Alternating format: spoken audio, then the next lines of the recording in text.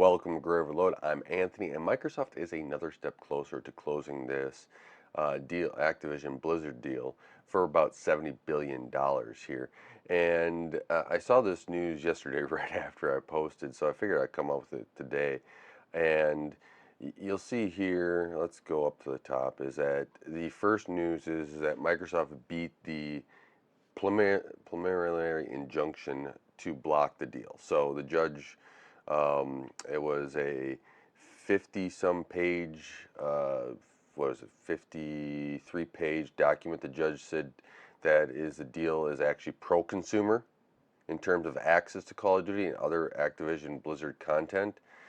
And so this sets it up where this was an injunction to stop the deal, but I believe it was to stop the early closing of the deal. Now, there still is a FTC trial for this deal in August, so we have about a month to go before we really know the outcome of this here in the United States. But this was a very big win for Microsoft. In fact, Phil Spencer wrote I won't read it because it's quite long, but you can take a look at it here, pause it if you'd like, or go to the WCCF Tech link in the description below. But the injunction has failed, and Microsoft could now technically close the Activision Blizzard deal with any fallout later. There are some pending questions, such as the FTC's internal proceedings due in the beginning of August. Most importantly, the block order of the UK CMA authority. Microsoft appealed there too, and the verdict should take place soon. So this is making its progress. As I said, I think that these regulatory bodies are going about this the wrong way on how to approach this about being anti-consumer, but that's that's not here. That's not me to get into again. Maybe I will. But this is just another step that Microsoft's able to reach over. There's over 40 government bodies that have approved this, and that means that this is just progressing the way it is. Maybe taking a little bit longer than I anticipated, but we'll hear in August what the FTC verdict is, and I'm sure that the FTC is going to they probably have a stance on this. However, the judge's opinion on this is probably going to have some input or some guidance to how the FTC is going to have to proceed. So there's denying the motion with 53 pages, and that explanation is probably going to have some effect on what the FTC is going to likely do. Even if they were to come up against it, they do have this problem of what if it were to go back to court. It's now less likely that the FTC is just going to win, because Microsoft, it does seem to look like won pretty handily there. Now we get over to the CMA, because that's the last big roadblock as well, and it sounds like that it's likely to pass in the UK. So going through here is that yep, the judge blocked it. They were talking about that, but then they were saying that they wanted to get a little bit more concessions out of Microsoft.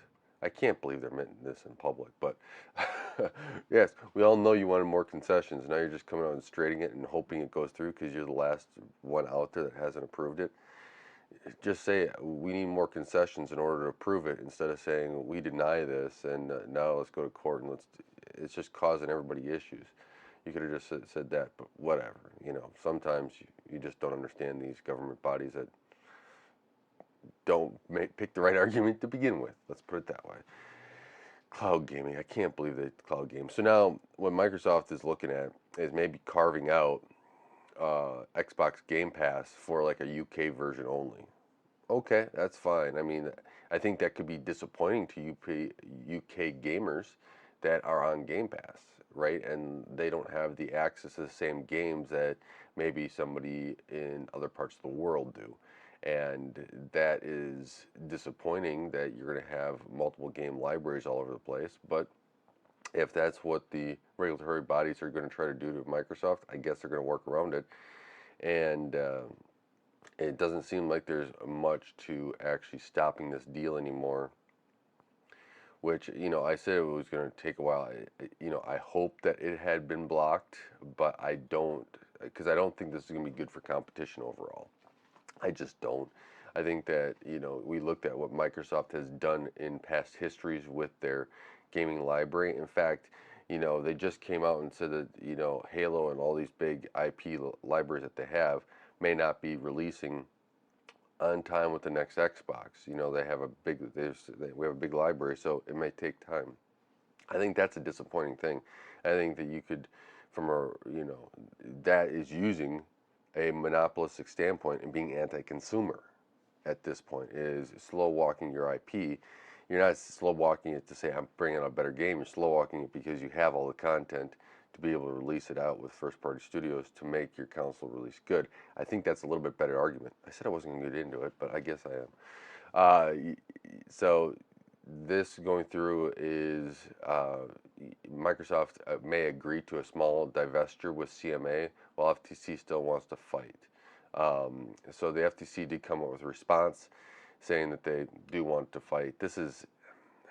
I just don't know how much they really want to do this. Now there's a 53-page document. Yeah, you're going to take time, FTC, but you're already, now if the UK does it, then the US could be in the same position. I don't know if Microsoft would still just close it, even with the US, since they're US companies, but the UK would like to divest, Call of Duty. I don't think that's going to happen, but maybe you'll get some concessions some other place. And then the FTC isn't ready to throw in the towel. FTC spokesman expressed disappointment with the judge's opinion, or verdict, as they put here, mentioning that the clear threat posed by a merger to open competition. It's not really open competition here. Again, the FTC, I'm not shocked, is going down a bad argument. Anti-consumer, anti-competitive, that sort of thing, yes. Open competition, there are other game studios, and anti-competitive as in anti-competitive for the gamer, not anti-competitive in the gaming market itself, because you still have other game companies. Because what I see as a consumer, right, for me, I see that I know that there's other gaming companies. Heck, I buy games from them as well. I have friends that buy a lot of games too, and they buy it from different companies all the time. I'm thinking of it as, hey, I want a certain type of game, and that is not going to be there. That could be less in the market now with Microsoft slowly releases games. That side of the competition. So that's kind of what I'm seeing here. FTC is looking to filing appeal. You're going to come out with your opinion anyways in early August now. I don't know if it's worth the opinion as well, or the appeal, unless you're going to do the same argument. So that's when the temporary restraining order is going to expire, is Friday. So I think that the temporary restraining order would have been extended if the judge would have sided with the FTC, but we'll see here. So, yeah, this deal is moving along. This deal is going the way of Microsoft's getting it. Like I said, I think there's better arguments, but this is where they're going through. I don't like the CMA doing cloud gaming. I don't think that that's a huge thing right now. Yeah, Microsoft has cloud gaming, but you have so many other ones that are coming up there, and that's not where a lot of people are just going, oh yeah, I'm going to be cloud gaming today, right? A lot of people still have their computers, their Xboxes, their phones, and while the cloud game on the phones may be the thing, it's maybe in the UK it's a bigger thing than here where I'm at and amongst my friends. But I've tried out cloud gaming. It's just not something I kick back to that often. It's okay, I can cloud game if I have time, and I guess now the way my life is, it's more on the desktop or on the Xbox, or on a console, I should say. I don't think Sony's really going to be out of Call of Duty in the long run. I think that they're going to have it because Microsoft is probably going to want to make that money up on the Sony PlayStation players, because if Microsoft's talking about slow walking games and not having them at releases of their consoles, just let's think about this for a second. Well, they're going to want to make up that money maybe with the biggest franchise that they'll have. And I think that's, if we can put it on all gaming systems, on mobile phones and everything else, and get more money out of it, I think that's what they're going to do. And that's why I think that kind of this argument here, you get more and more data out from Microsoft over this whole, period of going to trials and everything else, courts, and this data comes out because they're trying to argue about why they want to complete the purchase. Well, you're getting all this data and you're starting to figure out of what, FTC or CMA or EU or any of these bodies have now kind of got the information from Microsoft before, and it's coming out in courts, and you're like, well, that argument there, like, they're going to want to make a lot of money back on a $70 billion purchase, and if they exclude Sony, Call of Duty on the biggest franchise, that just doesn't make sense, right? Let's say be generous and they make like $5 billion on Call of Duty over the next 10 years. That's only $50 billion of revenue, not even of profit, and their purchase was $70 billion. That's, just put it into a little bit of perspective here. Um, and I think that these regulatory bodies are maybe forgetting that side of it. I mean, I don't think that Microsoft would be able to close off the Sony PlayStation platform or any platform, and that's Sony equivalent, even the desktop. Like, oh yeah, we're going to stop selling the desktops.